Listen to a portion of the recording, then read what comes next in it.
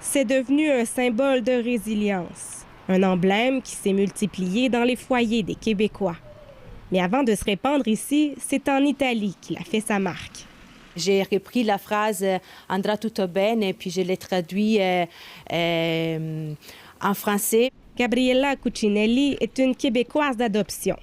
C'est elle, l'instigatrice du mouvement « Ça va bien aller » au Québec. Elle avait remarqué l'élan de solidarité dans les journaux italiens qu'elle consulte régulièrement. Quand j'ai vu ça, pour moi, c'était comme si j'avais trouvé les moyens d'extérioriser un peu l'anxiété et l'impuissance que je vivais en ce moment-là.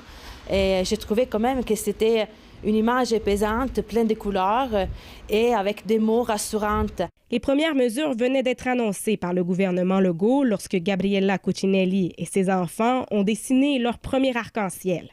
Et c'est là que le mouvement a réellement pris de l'ampleur.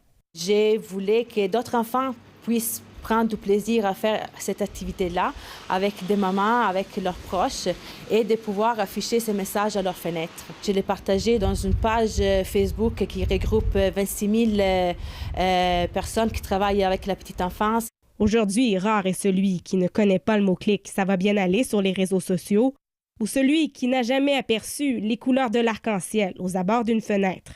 Plusieurs monuments au Québec, dans certaines villes du Québec, sont illuminés à la couleur de l'arc-en-ciel. Je trouve ça vraiment beau. Puis si ça peut venir soulager les gens dans ces moments de crise, c'est tant mieux. Gabriella Cucinelli veut maintenant protéger la marque, non pas pour empocher des profits, mais pour aider les plus vulnérables. Elle veut que les entreprises qui utilisent l'arc-en-ciel aux côtés du slogan « Ça va bien aller » fassent un don à l'organisme La Cantine pour tous. Si ça fait du bien, je suis contente. Ici Marie-Pierre Mercier, Radio-Canada, Québec.